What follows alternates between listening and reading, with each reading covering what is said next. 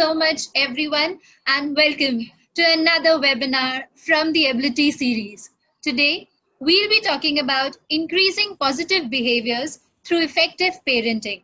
And our speaker for the day would be Tejashree Mujumdar-Gambhir. Thank you so much, Tejashree, for joining us today. Thank you. So this webinar is brought to you by Eblity. Eblity as an organization is focused on kids with special needs and slow learners. It is a platform for parents, special educators, therapists, and schools to collaborate and create individualized and unique plans for each student. We are also coming up with a couple of interesting tools. So keep an eye on your inbox and wait for the announcements from us. I'm sure most of you would benefit from those announcements. Well, that was about Eblity. Now let me tell you how Eblity can help you. So if you have registered for any of our webinars, any of our previous webinars, or if you have registered for this one, you'll be receiving these two emails from the Eblity customer success team. One will have the unique login credentials of your Eblity account. And the other email, the purpose of the other email is to update you when the resources from this particular webinar are available for you all to access. So what do you need to do to access the resources? Both of these emails will have a login button. You need to click on the login button and then you will be redirected to this screen. Here, you need to enter the unique login credentials that has been sent to you via your registered email ID. Remember to check your promotions folder as well in case you don't happen to find it in your main folder.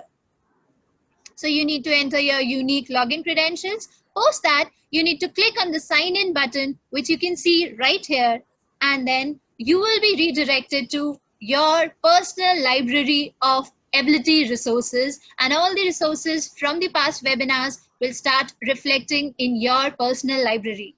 Once again, click on view resources to see the resources from this webinar and all the previous ones. And when I say resources, it means the recording of this webinar, slide deck, and also for few of the webinars, questions answered by the experts themselves, which can help sort a lot of confusions for many parents and educators who have been looking for answers. So don't forget to log in and check out. That's all. And now, without further ado, I would like to introduce and take the privilege of introducing our speaker of the day, Tejashree Mujumdar-Gambhir. She's a psychologist and autism and behavioral interventions expert. She has been extensively working with individuals with ASD and their parents through promoting ABA and other evidence-based therapy approaches for over 11 years now. She also has an experience as a trainee observer at NHS Leicestershire, UK, and where she has been designing and implementing effective and comprehensive therapy plans. We are truly grateful to have you, Tejashree. And apart from this introduction, there is one very special fact which I would like to mention and which I would like all our audience members to hear today is that Tejashree was stranded with heavy rains in her hometown. So she had to travel 40 kilometers just to be able to, speak to you all today. So thanks a lot for taking those efforts, Tejashree. We really appreciate it. Thank you for joining us. My pleasure. Thank you so much, Swati. Thank you. Right. So without further ado, over to you. You can take over. Thank you. Well, hello and welcome everybody.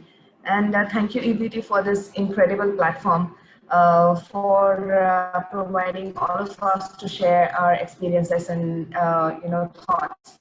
Well, I have been an autism coach and I have worked with families with them since 2009 now. I kind of worked with special needs children, typically developing children. I worked in special schools, mainstream schools.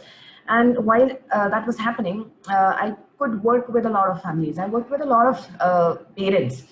And as I was going along in my journey, I could see that certain families could bring out the positive changes and positive outcomes in their child very effectively. and as compared to the others. And that would keep me wondering what extra special factor is there, that is making this happen. So that kind of led me to read a lot about the current topic as well. And I wanted to wanted to share my thoughts on this topic, that whether we can increase positive behaviors through effective parenting or not. So yeah, let's go ahead. And I would like to, yeah, do I go ahead? Yeah. So I would like to go ahead with the challenging behavior scenario. According to me, when I was working with the parents and with the kids, most of the times, like almost all of the times, when children presented with challenging behaviors or negative behaviors, that was the time when the true parenting practices that the parents were actually doing, that could come live over there. So you could make a lot of assumptions about what kind of parenting practices are going on with this particular child and with these these scenarios. So let's just take an account of what were the situation when the challenging behaviors occurred. So with special needs children, you will know that with developmental disabilities particularly, there are a lot of communication difficulties. So the child is at times verbal, child is at times non-verbal. Even if the child has some speech, the child cannot actually make meaning of whatever is happening and express it back to their carers in terms of what he's experiencing or what he's not liking, or in terms of many other expressions.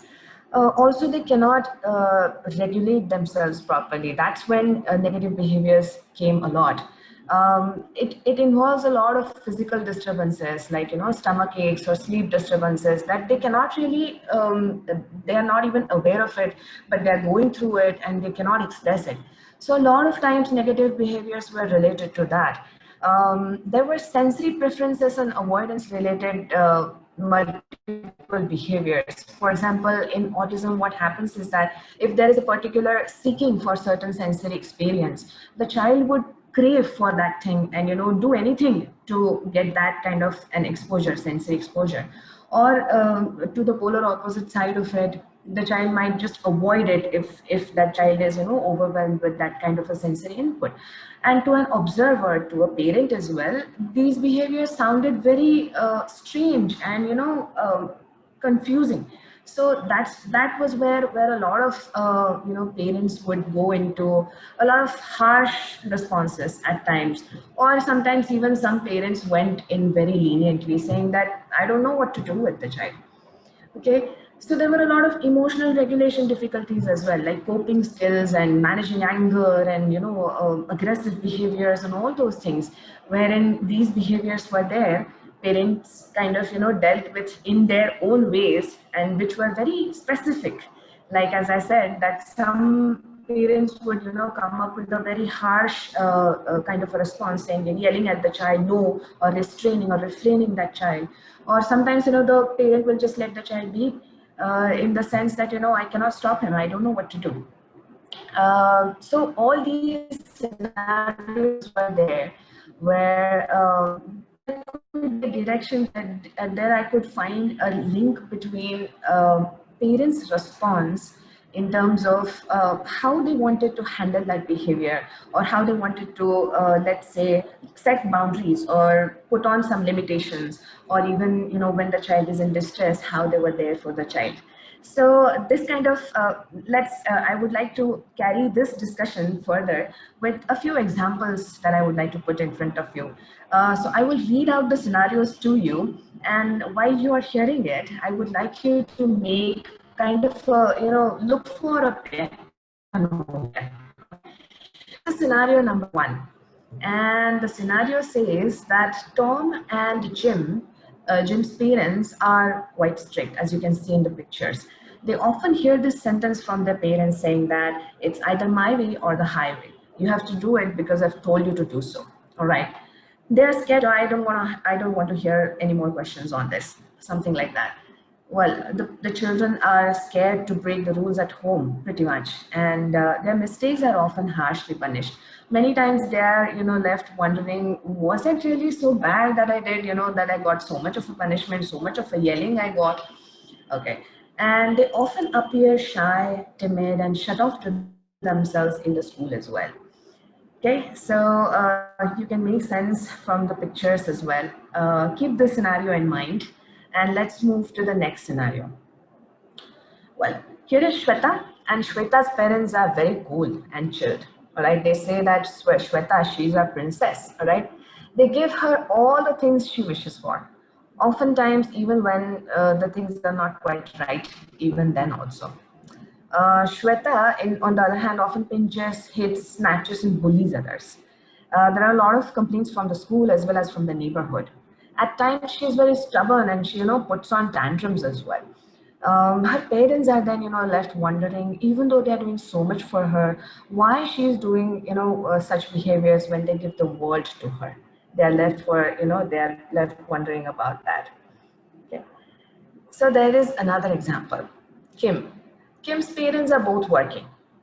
Kim's dad is out of station often for work. He has to stay away. And when he's home, he likes to enjoy his time in the family, relax and everything. So his mother, Kim's mother, is also working, and she often receives calls from the work when Kim and her are in the play area or the garden or the park.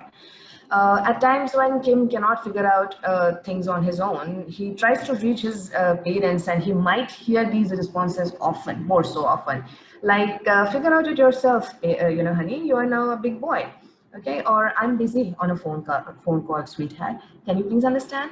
Something like that. And Kim appears very confused and lost many times. Or when people look at him, he appears to be like a confused person, confused little boy. So example number 4, wherein Tina and Aman's parents are very, very sweet to them. They play together, they have fun together, they even make mess together. And later on, they clean it up together as well. The parents, they seem to explain to Tina and Aman why they are supposed to behave in a particular way.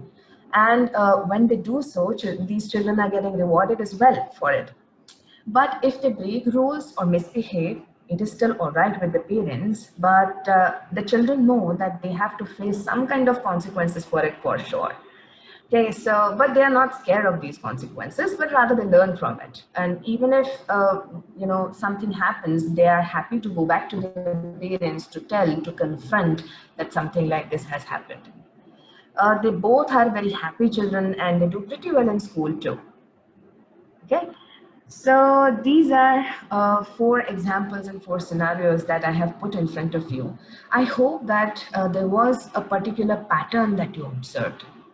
And this pattern mainly was in terms of the parents' response, how the way the parents responded to the child's behavior and the child's emotional needs. And that is nothing but parenting styles. So mainly based on these factors that you can see on the screen, the parents' response to, let's say, disciplining their children. And that happens mainly when the child is behaving negatively, or there are negative behaviors or challenging behaviors. And when offering support, for example, if the child is in distress, okay, he has committed a mistake, but he is still in distress, and what kind of a support and how you're offering it to him, that kind of a situation, and providing consequences. For example, there is something really unacceptable that the child has done. So what kind of consequences you're providing and how? So based on these criteria, the behaviors of the parents actually changed in all the examples. They were distinct and different. So Dinah Baumrin, in the early 1960s, she kind of observed a lot of preschoolers and toddlers and many other children. And she was the first one to kind of come up with these observations in terms of, there could be a distinct style of parenting with certain set of children, certain set of behaviors that the children show. So she kind of came up with this, the kind of a figure that you can see on the screen, wherein there were 2 main parameters that she came up with. and which was demandingness and supportiveness. And later on, Maccabee and Martin in 1983, they added up an extended style of the parenting, which they added up to the whole research. And now we have 4 different distinct parenting styles based on, how a parent is demanding or supportive. By demanding over here, what I mean is how much control and how much expectations is the parent putting on the child, and in terms of whether there are set and clear rules or boundaries, whether there is exactness and very firmness in the execution of those rules. That is kind of demanding. Whether there are set and clear rules about what is expected, what is not expected, what is good and what is bad, what is okay, what is not okay, that all those things are demandingness, that they fall in demandingness. Supportiveness, on the other hand, was the parent's ability to be there for the child. Okay, in terms of being able to connect with the child in a way where the child might feel safe with the person. And by support, it also meant that how, when the child is in distress, what kind of a comfort the parent is able to provide to the child. So that was supportiveness. Being the parent being liberal, the parent being a very, at par in, relationship with the child. That is all comes in that all comes into supportiveness. So based on that, we can see 4 quadrants over here. And what we can see over here is, let's take quadrant by quadrant. First, you can see is the authoritative parenting. As you can see, it falls into both green zones, okay? And that suggests basically that there is also a high level of demandingness, and there is also high level of supportiveness present in this particular style. Now, what do I mean by this? Over here, the authoritative parents are very clear in terms of what they expect from their children to do. So there are clear rules of, clear rules and clear boundaries and clear limit settings in terms of what behaviors are okay, what behaviors are not okay, what behaviors will be accepted and what behaviors will not be accepted. But at the same time, the parents are very warm towards their children as well. They usually talk to the children a lot. They provide logical explanations behind why they want their children to behave in particular ways. They don't just impose rule and ask the children to follow it that way, but rather they give them a lot of choices. They offer a lot of expression of freedom of expression, and they allow the children to express to them their views, their opinions, their thoughts, their ideas, and they talk to them at an equal level. And this is how they are present for their emotional need. So often, authoritative parenting outcome of the child is very high. These children are very high in their self-esteem. They're confident, and they're also very, good in terms of, making logical relations, making good decisions, because all these have been practiced so much right from the beginning. Okay, so now let's go to the next one, which is the authoritarian parenting. Now you can see over there that the demandingness is still high. That is, the expectation from the children to follow the rules is very high, but at the same time, the supportiveness is not so high. It is rather less. So these parents, or this parenting style, is wherein parents appear kind of very harsh to the children, and it's kind of an expectation from the parents that the child should just obey because I am the parent and I'm telling him to do so, so that should be done.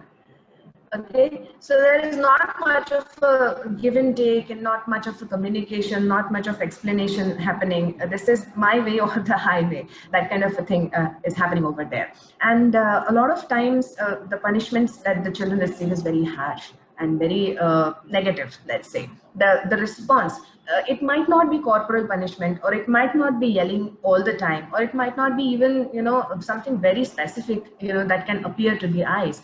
But still the response is negative in certain ways, and it is certainly not warm. Okay, so children who are being raised in this kind of a parenting style, they often are very timid and shy. They are not very confident. They're not being able to express because they are not given opportunity to express their views and thoughts. They kind of feel that, you know, they're not so much worthy of. So their self-esteem is damaged pretty much. Okay, so now let's go to the third quadrant, which is the permissive parenting. Now you can see over there that these parents are very, very supportive, but over here, there is no set rules or expectations or boundaries, or there is no clear idea for the child in terms of what is right, what is wrong. So the demandingness is low. What happens over here is that in such situations where the parents are not really confident, or the parents are not really in charge of the situation, the child takes in charge. And because for the child, probably then, you know, the temper tantrums or aggressive behaviors coming out on the environment or the other person appears to be the easy way to interact with. So many times what happens is that they are very poor in terms of developing interpersonal or social relationships. So a lot of negative behaviors also might come from here, because parents are not, you know, they are there as a friend to their child. They are not scolding, they're not punishing or something like that. But they're not also giving any kind of a clear idea about what is right and what is wrong. So the children are, you know, kind of confused over here in this way as well. Now the last quadrant is the let's say rejecting or neglecting parenting style. That is also, there is another name called as uninvolved parenting. Uninvolved parenting might happen due to a lot of reasons as well. Apart from the child, apart from the parent's own personality to be uninvolved, there could be other variables. For example, like if the parent is undergoing any sort of a mental or physical illness, let's say a chronic disease, or depression, or other mental illnesses like bipolar or personality problems or something like that, then it is likely, or even if these kind of it is happening in the family scenario also, like for example there is a lot of financial burden, or a lot of family stress is there, then a lot of uninvolved parenting practices might be adopted by the parent unknowingly as well. So in this, what happens is that neither there are demands, neither there is support. So the parent is there. I mean, the parent is providing the shelter, the food, and everything. But the emotional needs of the child and the mind needs of the child are not being met with. So over here, the child is often, you know, very confused about what's happening and very untrustworthy of the environment. So it's not a very healthy style to grow in as well. So why do we want to know about all these things? Okay, why these parenting styles matter? Because I was explaining to you, while I was explaining to you, I could directly make a link between the child outcome and the practices that you adopt as a parent. So it is directly child's well-being and success in present and also in future is directly linked with what kind of a parenting practice you're doing. So the child's happiness, the social competence, the efficacy, the sense of self and the achievement, all these are very much dependent on the kind of response that they get from their significant others as parents, like that is from us. So that is why it is very, very important to study all these, keep all these things in our mind. So what exactly decides what is your parenting style? So making connections to all the previous examples and everything, it is the response of the parent, to a child in terms of many critical situations. Okay, so this response is basically shaped by a lot of variables, let's say, or reasons. The parents, as I was explaining, the parent's own mental and physical state. If the parent is very much stressed or anxious or depressed, it is naturally going to reflect in, knowingly or unknowingly, it is going to come into the, interactions with the child, be it typically developing child, be it child with special needs, okay? The emotional well-being of the parent. Okay, if the parent is not feeling, positive or having a lot of negative thoughts, negative tendencies, then it is going to not help the child to adopt positive parenting styles. Effectiveness in terms of coping skills or equippedness. So how much the parent feels equipped, like to be able to handle the situation of the child. if it is a child with special needs, how much equipped the parent feels in terms of, being able to understand the condition, being able to understand the nature of the challenging behavior, why these things are happening, what I can do. All these things come under your sense of being equipped and your sense of, being able to handle the situation. That matters a lot. Another very important part is your own belief systems. So if you are somebody who believes, who is kind of a status oriented person, that, my child should do the best only, or nothing bad should be talked about my child and everything, then you kind of tend to be an authoritarian kind of a parent. Wherein if your belief system is like, okay, they're children, they should be, free, and they should do as they please, they're free souls and everything, you are kind of tending towards the permissive side, style of the parenting. It is also possible that the same parent could oscillate between these two styles as well, or multiple parenting styles at the same time, or being at the same person. For example, a parent could be very much authoritative, which is the positive side, having a lot of warmth and a lot of control at the same time, which is a very good thing to happen when the parent is left alone with the child. But if that parent is placed into another scenario, same parent, same child, for example, they are at a friend's house, or let's say in-laws' house, or they're in a public place. So probably looking at other people's expectations from that person and that child, the parent might actually go towards, let's say, being a very authoritarian, or let's say very permissive as well. So it is very much possible. The important link over here, what matters is the insight that you have as a parent. Uh, Many times what happens is that we as parents tend to give a lot of negative responses as, let's say stress responses. But we feel guilty about it later on. That is called as insight, that something is wrong. But if this insight isn't there, there is no further scope for positive development, or change towards adopting a positive style. So all these factors are very much important in terms of thinking of what kind of things that we should be adopting. So once we decide that, yes, this is something that I need to change, and there is something that I need to do about striking a balance between my responses and reactions.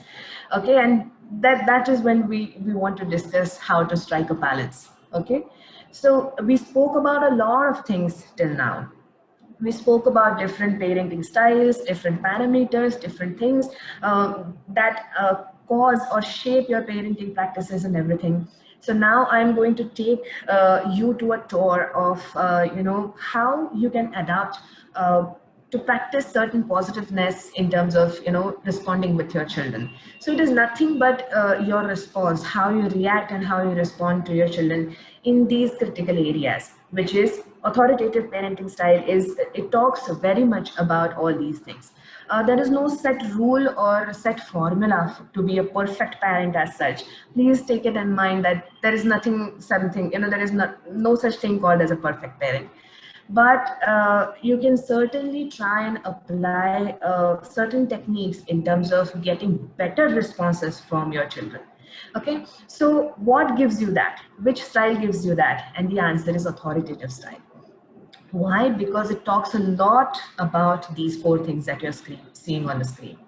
It talks a lot about setting limits, providing a clear structure and clarity about rules and behaviors that are okay, not okay, acceptable or not acceptable. So this is very significant in terms of children with special needs as well. Many times what happens is that the behaviors that they exhibit, the negative behaviors that they exhibit, let's say, they are negative, they are called negative or challenging because they are socially inappropriate behaviors many of the times. And well, for it to be socially appropriate, the children with special needs, they themselves are not able to form that connection, and that is why these behaviors are happening. Am I not right? So what happens over here is when we provide clear structure by visuals, and I'm going to come to it later on in very much detail, by visuals, by a lot of techniques, applying a lot of techniques that are specifically very effective with the children with special needs. So considering their own strengths and needs, and the particular nature of their disability, if we consider the strengths of the disability as well, and we are able to create kind of visuals, for example, children with ADHD. So they are typically poor in terms of organizational skills, or they are high in terms of making, the risk-taking behaviors, because they cannot really form the relation between that logical relation between the cause and the effect. So if we are able to see that, and if we are able to create a lot of structure in terms of how the child can be organized in terms of a visual, then the child will, it is less likely that the child will show negative behaviors. So I will talk in greater details in the next slides. Autonomy is another thing where we can bring in a lot of positive changes. What is autonomy? So the autonomy, the meaning of autonomy is that the ability of the child to take decisions on his own, to be able to express what he thinks and not.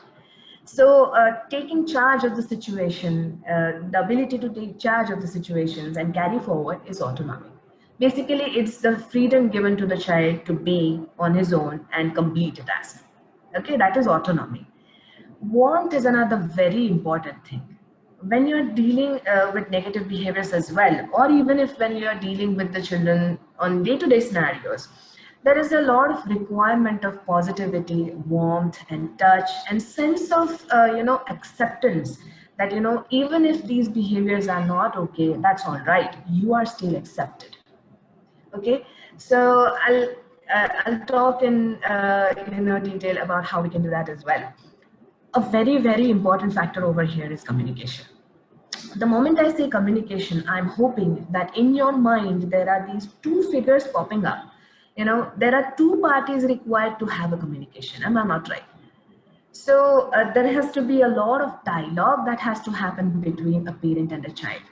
So that is what I mean by communication, and a lot of give and take. Like, for example, if the parent is expecting certain things, then why?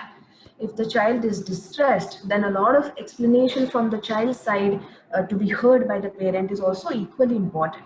So that all is the part of communication. Okay, so let's see some of the techniques to encourage autonomy. There are just a few things that I can tell you in such a short span of time, but still I'm going to try my best. So these are a few things that you can do right away. Okay, so offering choices is a beautiful, beautiful exercise. When I sit for assessment with my parents, there is this question in my assessment whether the child can make choices or not. And oftentimes, the response that I get is no, the child cannot make choices. Why? Because many times it happens that they are not being offered the choices. The term special needs kind of plays on our mind. It is automatically, it is very natural for us, to, kind of think in this way that if the child is with special needs, probably he cannot figure out things on his own, and I have to step in and do things for him. This doesn't happen very purposefully. It could be a very unconscious process as well. And on the other hand, it is also very natural for a parent to be very permissive, in sense that, for example, with a child with autism who has a lot of inwardness and a lot of efforts that need to be taken in terms of cracking that shell and reaching out to him, the parent would just let him be, and in terms of avoiding conflicts and all those things. So we tend to kind of oversee the needs as such. The special needs, they tend to be overseen and overattended at times, and very unknowingly. So it is very harmful when we step in every time. So we need to stop. That is what I'm saying, that don't just do everything for your child. Communication circle is something very beautiful that I teach my parents, wherein if the child wants something from you, for example, a child with autism, okay, and they have their own peculiar ways of communicating things to you, and being a parent, you know them, and you have been responding to all of them very, in a way that is very, very happy for the child to they get it. For example, the autistic child might just pull your hand and go to the cupboard and ask for cookies, and you know it while she's doing it. You're just handing over the dabba, the cookies to her. Okay, so there is no need for her to change the behavior. right? If you are doing everything for him or her, there is no need for the child to change the behavior to a socially acceptable behavior, because this is all right. This is serving the purpose. So this is where you stop responding in a natural way, in the normal way that you were doing. If you want to change this particular behavior, you stop responding. See what happens. Whether the child's look, when you stop responding, the child has to look at you, confused. What's happening? Okay, and that's your moment of eye contact. Okay, so the child provides you eye contact. You can ask a question, what do you want? Or if you know you want choices, you can take her hand and direct it to the cookie jar. That is something that is a directional pointing that you can teach from there. Or if she's manages to point out to the cookie jar, offer her choices, whether you want almond cookie or whether you want, let's say, a salty cookie, something like that. Okay, or even in daily routine, for example, if you want to go out, don't just take out the clothes and put on the child. Put on the clothes for display and ask your child whether do you want to wear a red shirt today or a black shirt today. What do you want to wear? What do you think goes with it? Okay, so ask a lot of questions to the child in the sense where child is in uh, child feels the autonomy. Child feels precious, that okay, I am able to take make choices on my own. Okay, I am given the opportunity to choose and pick things for me. So that is something very, very crucial as children with special, as parents, to remember for your child with special needs. Okay, there are other scenarios also where a child can feel in control. So it is equally important for the parent to be in control, so that there are set boundaries and limits and all those things. There are not much negativity around or negative behaviors happening around, and you, at the end of the day, you have to guide the child through the day to a particular goal that you have set for the child. But then what are the other areas where the child can be in control?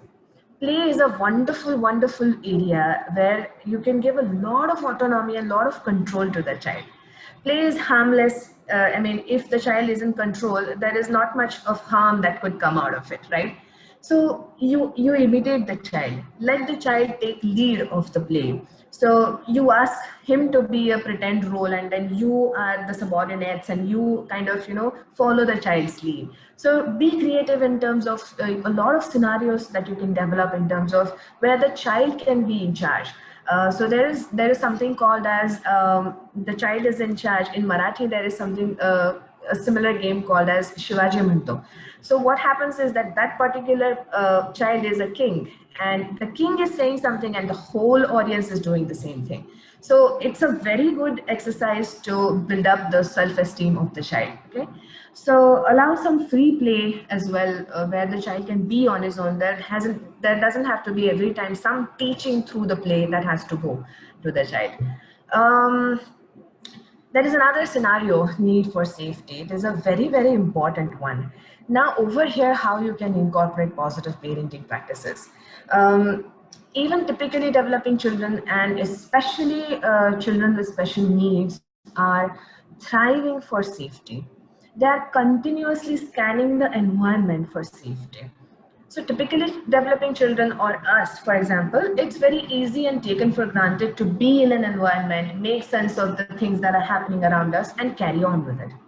But with children with special needs, that's not the case.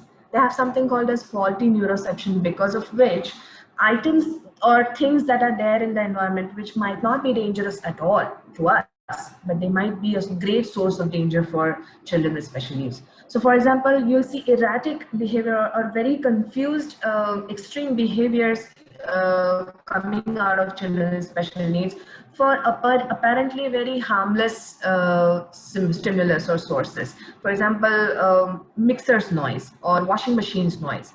I've seen many children go on really, they would shut their ears off and cry excessively and go all over the place because of that. Because for them, it's a source of distress. So when you understand why your child is behaving in a particular way, you will find it a lot easier to deal with it in that way. Many times when the parent does not know what's happening with the child, a typical response might be to give a stress response. Why is he behaving like this? Oh, stop doing this. Why are you crying? Well, the child is not going to be able to express to you why he's crying. Okay, so the key is to basically know and provide that kind of a safety to that child. And these safeties, provision of safety depends child to child very much. It's very unique. For children with autism, it is different. For ADHD, it is different. For children with epilepsy, it is different. So you have to be really aware of your child's needs and conditions and behaviors, why they're happening. Okay, if they are not met with, the children might go into internalizing and externalizing behaviors, like aggressive. They could become very aggressive, or they can shut themselves off. So if you see these things happening, that is your indicator to find out whether there is a need for safety and what I can do about it. Providing structure is basically providing safety. For children with autism, mainly, what happens is that they cannot make sense of the world in a typical way. So sudden changes and everything, they can't really, make meaning out of it. So a lot of visual structures to explain through how their day is going to be, how their activity is going to be.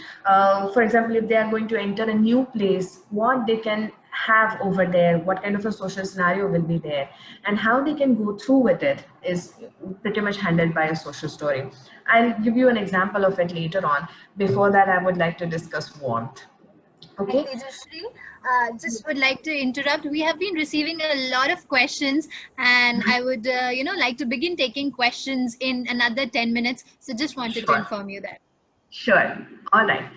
So warmth is another area where we can bring in a lot of positivity in terms of our parenting practices.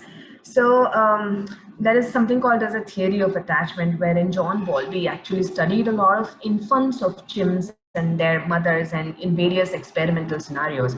And the outcomes that he derived from those experiments were incredible. And their accuracy is also very incredible. So what came out of their experiments was that a lot of physical touch, warmth was required, closeness was required for the infant to develop trustful relations, all right, and to be successful in terms of when the child is growing up. So it's very, very important. If you want to practice positive parenting, have some time wherein, let's say, story time or something, wherein you cuddle in. A lot of touch is there, a lot of closeness is there, warmth is there, exchange of expressions is there.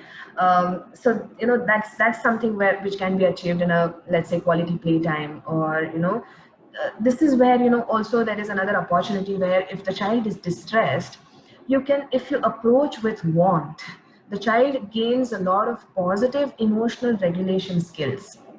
And in opposition to that, if you are very cold to the child or very harsh, just stop crying, why are you crying, you're a big boy, boys don't cry, girls don't cry, whatever it is, they're going to develop a lot of negative coping skills about being aware of their own emotionality or handling their own stress, emotional stress and everything.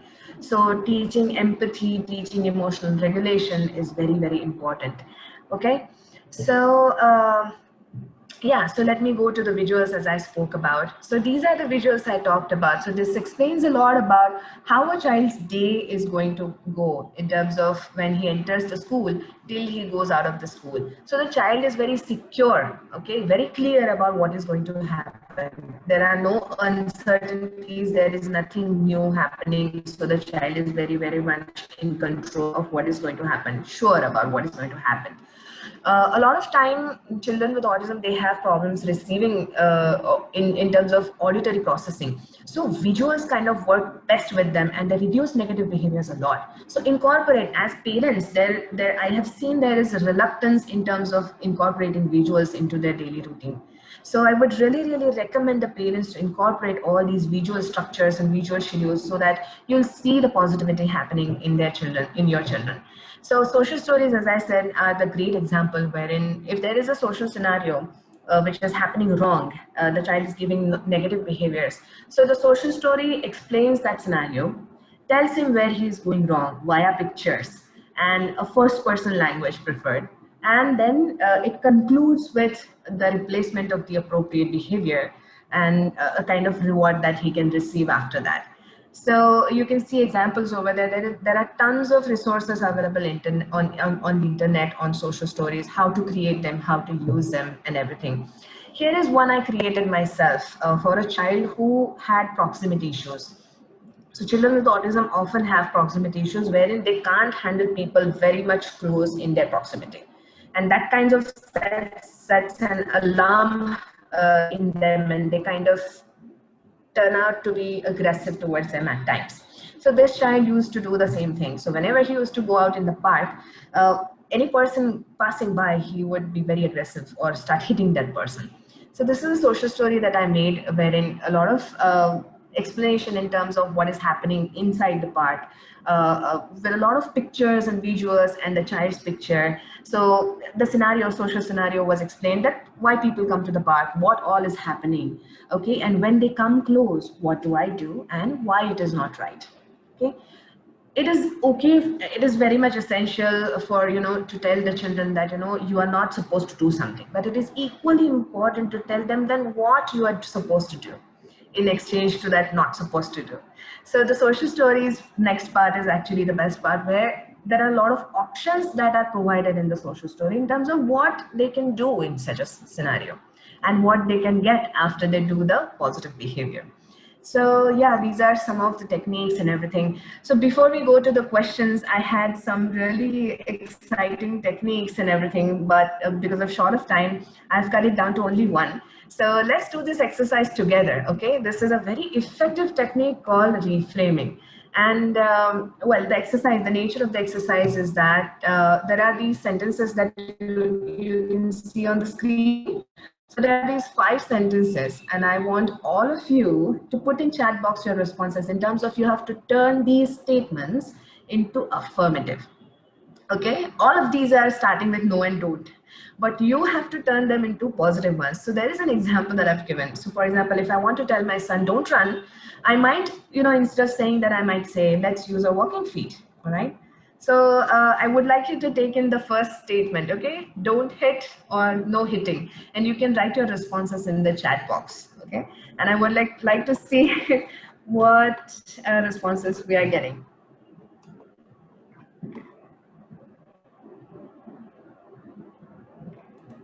And my chat box is open and I'm eager to see, okay?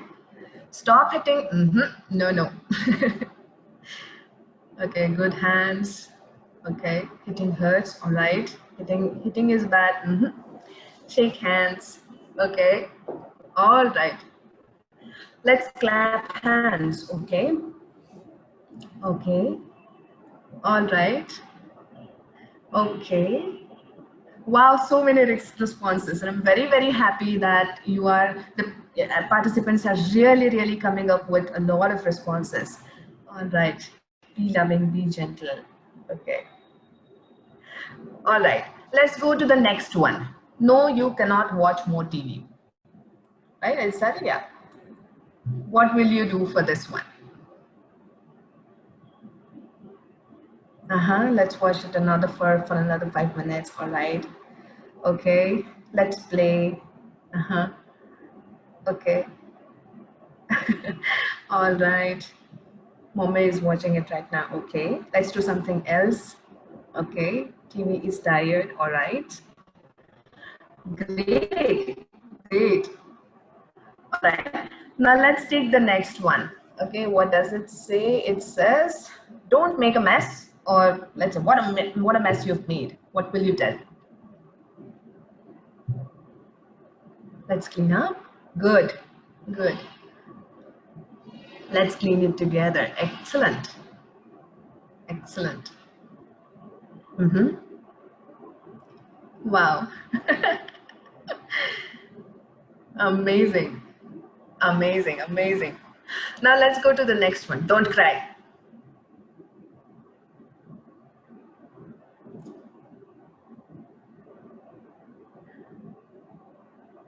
Laugh. Okay. Just smile. Give me a hug. All right. You can talk. Very good. All right. give me, let's laugh together. Okay. Okay. Tickle the child. Okay. Okay. All right. Okay. Now let's go to the last one. Okay. Bad boy or a bad girl.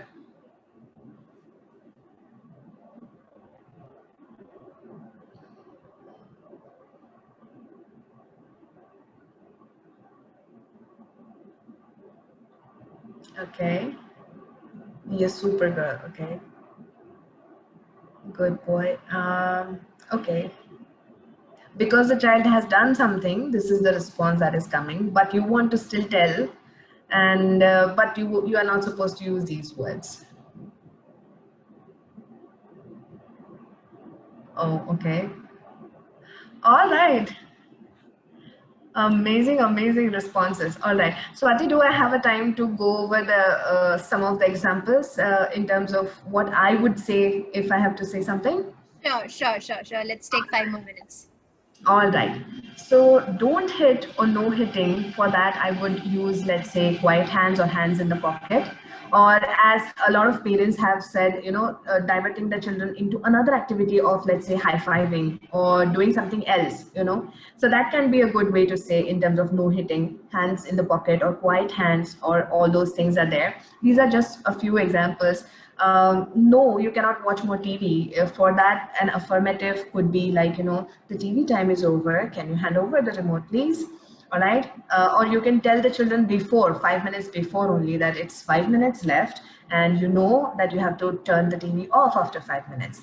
And before they know, because they know it beforehand only that what consequences they will follow if they don't switch off the TV. It is expected out of the children that they are going to give the TV back to you. And for example, now over here, if the children are in a very good mood and you are outside, authoritative parents could be a little more lenient and give out 5 more minutes, but not every time. Okay, it's a tricky thing, but then it's also a very good thing to practice. Okay, don't make a mess or what a mess you've made. As many of the participants have responded, I'm very happy with it. They have said, let's clean it up together. That's the best thing that works with my son as well. So when he was very tiny, since he was very, very tiny, I would do this. Whenever we used to play together, we used to clean it up together, and I was to give a clear verbal instruction and would do it with him, saying that now it's cleanup time. Let's clean up. And today also he follows the same habit, and that kind of helps me. So let's clean up together is a very, very positive alternative instead of what a mess you have made, or clean it up. Right? Don't cry. Don't cry is something where the situation is that when your child is crying, that means he or she is in a distress, and it is a very bad response to receive as a child from a parent to whom the child is looking up to receive comfort. So when you are saying don't cry, you're already shutting the door. So the ideal response over here will be to, first of all, to go down to the child's level. Maybe you bend in a lot, bend in a bit in the knee and go down to the eye level of the child. Probably give a hug or ask what's happening. Provide a lot of warmth, touch maybe. Ask him what is troubling and what happened. Try to hear it out and provide solutions based on a logical explanation. Okay, and you can give options to the child. Okay, the child explains blah blah blah blah blah, that person hit me or something like that. Then your response as a parent could be, you can give logical explanations or options in terms of what the child can do. Now over here, you cannot be like, go back and hit the child. No. So you have to be, also very empathetic in terms of providing, and very logical in terms of providing the explanations to the child and options. Then clear options which she can opt, do this or do that. You can do this, you can do that. Okay, that will help a child a lot. Bad boy or bad girl, all right? So clearly the child has done something which is not right, and you want to respond in a way like this, but you are not going to. And the alternative explanation, alternative expression would be wherein I would say that, okay, whatever the child has done, probably I can reframe it in a different way, saying that this is not done. Okay, so now what's happened is that because so and so has happened, now this is something that is going to happen. Okay, And I think this is not the right way. I think this is not good. So what do you think we can do about it? Okay, something like that, a response, kind of a response that I would give. Okay, so it was a very good exercise to do with you all together. And yeah, I think that's the end of it. Or there is one more, I guess. Yeah. So to conclude, I would say just in 1 minute that I know, and it is clearly stated that every parent loves their child. No parent would, deliberately do any harm. But at the end of the day, it is the style of response that you choose to give to your child that decides, what your child is going to take it as, or what the child's psyche is going to shape towards: success, confidence, self-efficacy, or being ashamed, being very less confident and timid and shy. Okay, so stress, lack of knowledge or lack of awareness of the condition, lack of effective techniques on part of the parent to manage the condition specific behaviors can lead to a lot of negative parenting responses, such as yelling or blaming the child, criticizing the child, making a use of a lot of negative sentences to the child, and that is very harming. There is no set formula to bring up the child in the best way, but authoritative style is recommended to be the best to practice, so we can practice it more. And yes, you can change your parenting style. So till now, for example, you have felt that, okay, I have been behaving in this way. Probably, you can make a change, starting one thing a day. You can begin with just, let's say, offering choices. And but there has to be a beginning somewhere, and you can adapt positive parenting practices. Definitely be creative in terms of giving warmth and control and autonomy to your child, and you'll see a wonderful thing happening. And if there is a child with special needs, it is definitely a different scenario than the typically developing children, and a lot of learning has to happen from the side of parents as well. So when you have a child with special needs in the family, bringing up a child with special needs is basically growing up together. So parents with special needs children have to put in a lot of conscious effort in terms of adapting positive parenting practices. And we are here for you. So I think you can shoot out with the questions. Right. Yeah, we have received quite a lot of them. But before moving on to questions, as I could see, a lot of people have asked about what parenting style is advised, or they really wish to understand what is their parenting style. So I would like to inform you all that I am sharing a link in the chat box through which you can assess your parenting style and also get recommendations from Tejashree for the steps forward. So if you wish to do that, please click on the link in the chat box. Great. Okay, so we have received hundreds of questions from so many participants, Tejashree, and hundreds Yeah. of them have joined us today. We have tried and compiled all the questions that we have received and put them into categories so that we can cover most of them. So one of the most common questions that we have received is what to do when the techniques or strategies that I am trying is not working as a parent, as in the behavior of the child is not changing. So what should be the parent's reaction to it? Okay, it seems to be like an ambiguous question. The thing that you need to understand over here is, what is the behavior like? Like, what kind of a behavior is this, and what are the things that you are trying which is not working? So if for example the child is with special needs, as I was explaining in various examples, there are certain reasons behind the negative behaviors, and if you go with a certain set of traditional techniques to it. For example, if the child is spinning and spinning and spinning, let's say, and you want to stop the child, you go and stop him manually. It's not going to work like that. So it is really dependent on what kind of a behavior it is and what is it that you're trying from so many days that is not working. But even then, as an advice, I would like to say that see the reason, try and find out the reason behind the behavior first. That is the clue. If you can find why the behavior is happening, probably you'll be able to pick up from one of these strategies that I mentioned, or in terms of adopting an authoritative style, and try and see what you can do about it. Sure. Hopefully they can. Okay, so one of the other questions that we have received is, uh, like you were talking about different parenting styles. So parents mostly exhibit different styles depending upon the circumstances. That is the common understanding. So the parents wanted to understand that what is the role of consistency here and how important it is. Very much. If the parents are not consistent in terms of whatever parenting practices or the style they are using, the children are, there is a chance that children are going to get confused very much. But as the question states that in various situations, we might be using different, we might be shifting towards different styles. But then, it has to be a point where the parent sits with herself or himself and makes it to a point that even though the situations are different, probably this is a set response. This is an effective response that I could deliver whenever this is happening, regardless of, the behavior that is happening. For example, if there is a negative behavior happening in public or at a friend's place or even at house. So these are different scenarios. But even then, the parent has to have a certain set effective technique for that. So you are not going to give in to the demand which is negative, even if regardless of, the environment is different. Sure. So regardless of the environment, I think so consistency is really important. That's a pretty valuable point that you made there, Tejashree.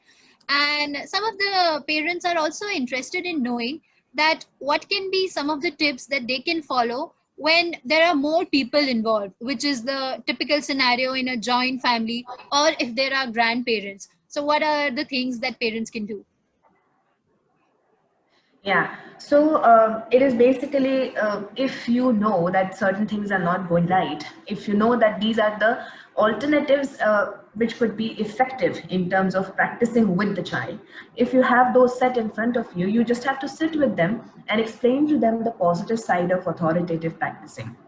So hopefully you'll be able to, you can involve another professional who can do it for you, the child's therapist, let's say, or the child's doctor, let's say, so that that message is passed to them as well, from your side as well as from the parents' professional side as well, so that together they can see the positive side of these behaviors, and probably they can make changes. All the family members can make changes and bring in a consistent positive practice of parenting, rearing up the child.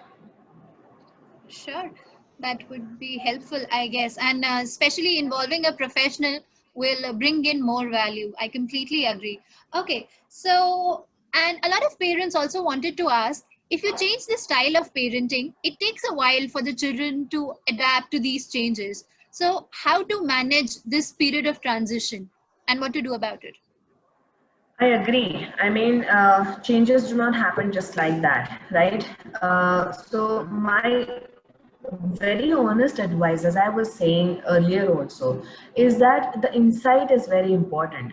The moment you decide to take a step towards bringing a change in terms of your positive parenting practices, that's the beginning. And you can begin with one step, one change a day, or even one change a week, and you can practice the whole scenario around that thing, and you can begin with little steps and gradually go towards the next ones.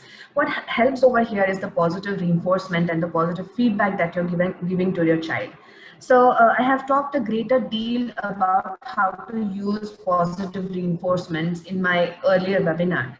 So it helps in that transition period where the child is receiving suddenly certain different message. You can be clear with the child if your child is typically developing, or even if the child is with special needs. Probably with positive reinforcements and feedback, the child will understand that there is a certain difference in the parents' response, and certain behaviors of mine are being rewarded and certain behaviors are not, which were being earlier. So that is sending a clear message to the child. And I have given a lot of techniques in terms of how to implement different positive reinforcement practices in my earlier webinar, which you can refer to. Sure. I hope positive reinforcements can help. And for people who have not attended one of the previous webinars from Tejashree, you can access the recording from the Eblity resources portal. Okay, so like you were telling that changes do take time. And what about the changes when there is a difference in parenting style of a father and a mother? And whose parenting style is more important, or whose parenting style should be more acknowledged, if at all one of the parenting styles is more important than the other? Yeah, excellent question actually. It is very much possible that the spouses might be having different sort of opinions and different sort of approaches to, to respond to a particular behavior of the child. So at the end of the day, what's happening is the child is still getting confused and getting mixed signals. So if you as parents are understanding this, you're noticing this, then it's between the spouses to sit down and come down to a one common platform or one common, style of responding, and hopefully that style is authoritative. So it is really depending on the parents to sit down and kind of mix and match and come up with a technique to deal with it in a consistent way. So you can also professionals can also bring in a lot of other help, give you a lot of help in terms of how you can arrive on a common platform. So that's there. So, like we were talking about difference in parenting styles, few of our audience members have also asked, is there any particular parenting style that you recommend for single parents, and specifically in case of an autistic child? What is that you recommend?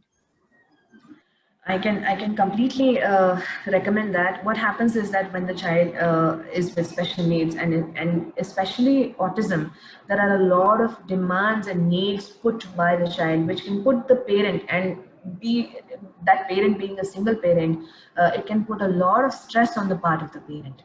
So it is very natural for the parent to feel out of control, you know, time to time. So, there is no set formula, as I was saying, but authoritative style is the best style they can adopt to. But suiting to your child's needs and demands, the professional, the therapist of your child can actually give a lot of insight and improve, like let's say, techniques to you in terms of better dealing with the child, so that your daily frictions with your child are reduced. So for that single parent, I have a very, very, very important advice to get to know your child and get to empower yourself in terms of techniques to deal with your child.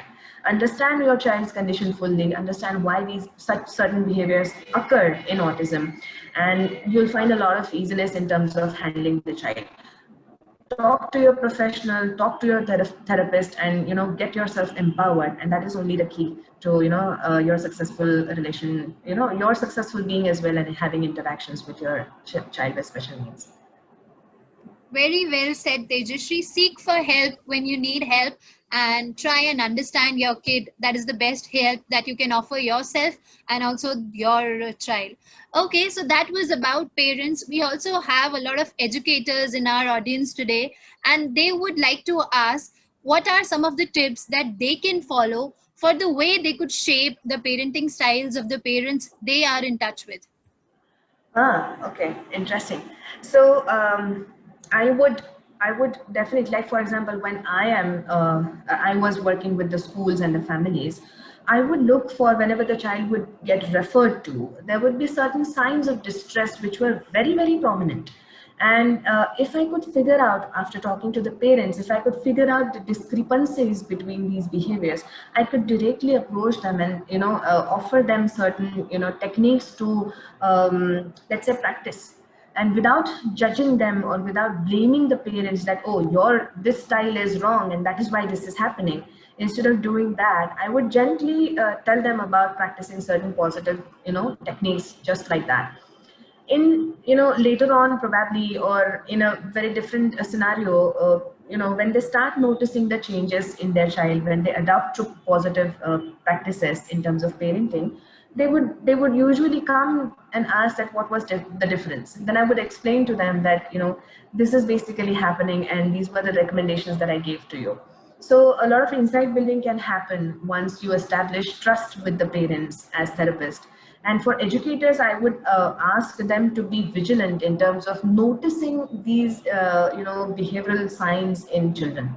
So if you see that there is a child who has shut himself off, there is a scope that you might relate it to certain things here and there. Find out about it, not make connections directly, but find out about it and how you can help those parents and those children. Totally. So, like you were just saying, you cannot really help a child if the child has shut himself off. And you also, in your presentation, you have laid quite some importance on the importance of communication. So, a lot of parents have asked us, how can you teach your child to communicate effectively? What is it that they can do?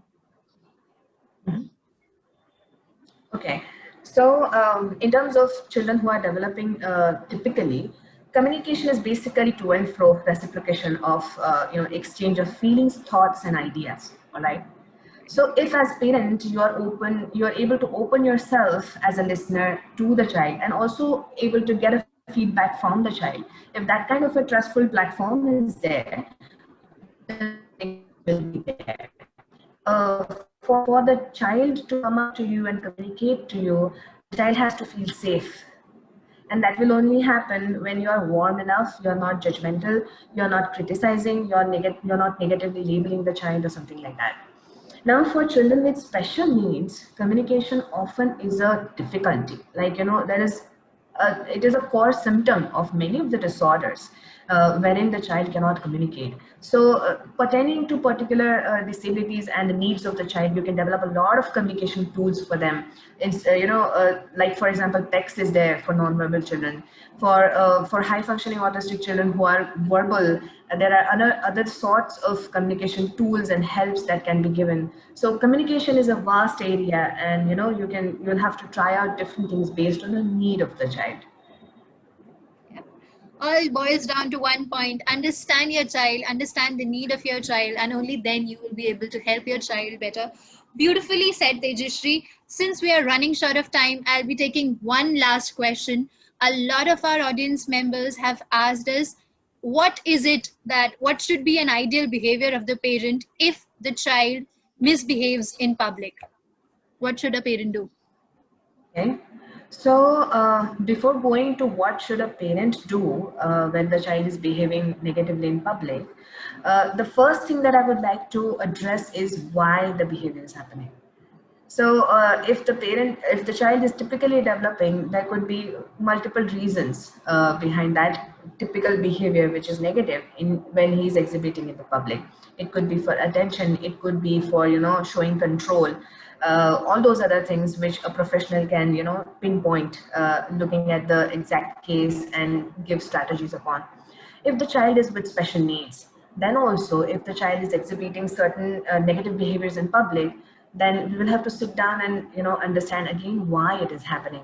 As I was saying, children with autism, for example, are not very great in terms of having so many people around or loud noises that usually are there in the public. So usually when they're overstimulated, they tend to show negative behaviors, and whether it is a public place or something, it doesn't matter to them. What matters to them is the situation is distressing, and that is why they're expressing themselves through negative behaviors. So it really depends on why the behavior is happening and the nature of the behavior, the cause of the behavior. Right? Maybe if you go to the root cause of the behavior, you'll be able to deal with it better. Beautifully said, Tejashree. And on that note, I would like to end today's session. But before that, I would like to inform all our attendees, like I have already mentioned, if you would like to understand your parenting style better, if you would like to understand how stressed you are and get expert recommendations from our speaker for the webinar, Tejashree, you can click on the link in the chat box that I've shared, and you can get your assessment done. You'll be getting a report within 1 week of your submission. Thank you